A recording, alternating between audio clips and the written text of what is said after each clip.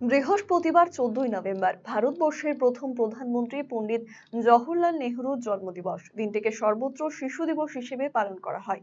একই ছবি দেখা গেল রায়গঞ্জেও। উত্তর দিনাজপুর জেলা প্রশাসনের সহযোগিতায় এদিন রায়গঞ্জের সূর্যোদয় মুখ ও বধির হোমে শিশু দিবস পালন করা হয়।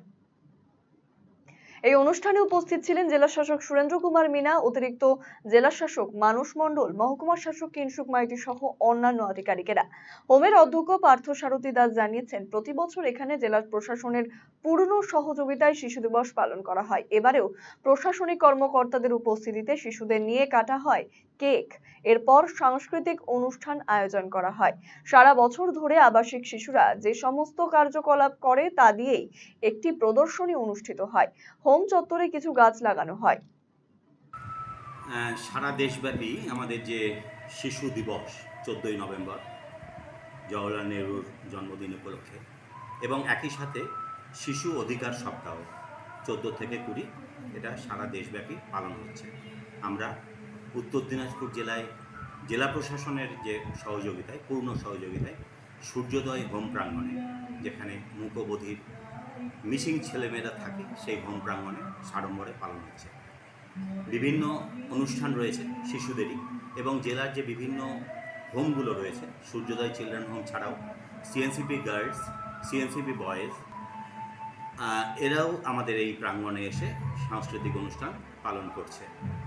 সমাহর্তা শ্রী সুরেন্দ্র কুমার মিনা মহোদয়, অতিরিক্ত জেলা সমাহর্তা ডেভেলপমেন্ট মানস মণ্ডল মহোদয় ও জেলা মহকুমা সমাহর্তা কিংসুক মাইতি, এবং আমাদের জেলা পরিষদের কর্মাধ্যক্ষ, চাইল্ড ওয়েলফেয়ার কমিটির চেয়ারপারসন, জুভেনাইল জাস্টিস বোর্ডের প্রিন্সিপাল ম্যাজিস্ট্রেট, পিডি জেলা পরিষদ, এবং সুন্দরভাবে বিভিন্ন অনুষ্ঠানের মধ্য দিয়ে প্রথমে আমাদের অতিথি আপ্যায়ন করার পরেই আমরা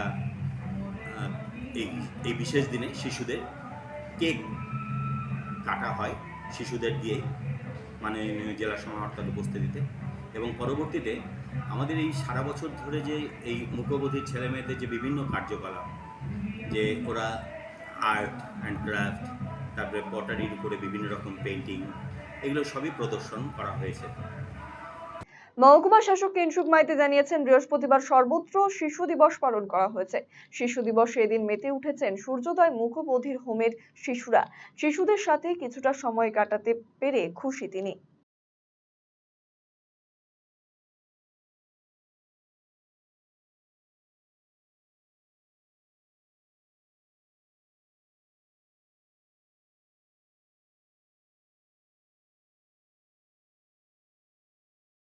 আজকে 14ই নভেম্বর শিশু দিবস। আমরা জানি যে ভারতবর্ষের সর্বত্র শিশু দিবস পালন করা হয় সাড়ম্বরে।